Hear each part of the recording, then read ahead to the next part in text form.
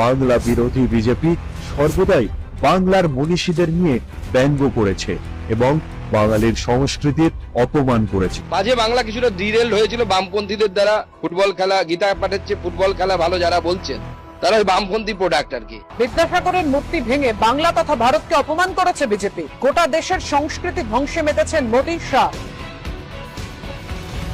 বঙ্গ বিজেপির এক্স হ্যান্ডেলে পোস্ট করা মা শারদার ব্যঙ্গচিত্র ঘিরে তোলপাড় রাজ্য রাজনীতি।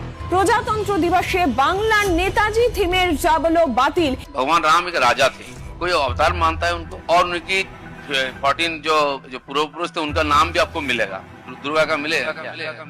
दुर्गा का मिलेगा क्या? गांधी जी ने राम राज्य का कल्पना हमको दिया है।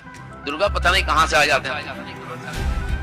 সবচেয়ে বড় অশিক্ষিত রামকৃষ্ণ দেব ছিলেন। রবীন্দ্রনাথ তো খুব বেশি লেখাপড়া করেনি, তিনি 8 ক্লাসও পড়েননি। শান্তিনিকেতনে রবি ঠাকুরই ছিলেন না। শান্তিনিকেতনকে হেরিটেজ স্বীকৃতি দিয়েছে ইউনেস্কো। কাদের জন্য? একটা ফলক দেখুন, বিদ্যুৎ চক্রবর্তী, আর লেখা আছে আচার্যের নাম নরেন্দ্র মোদী। তাদের জন্যই কি হেরিটেজ সম্মানটা দেওয়া হয়েছে, ওয়ার্ল্ড হেরিটেজ সম্মান। বিশ্বভারতীতে রবীন্দ্রনাথ ঠাকুরের জন্মস্থান।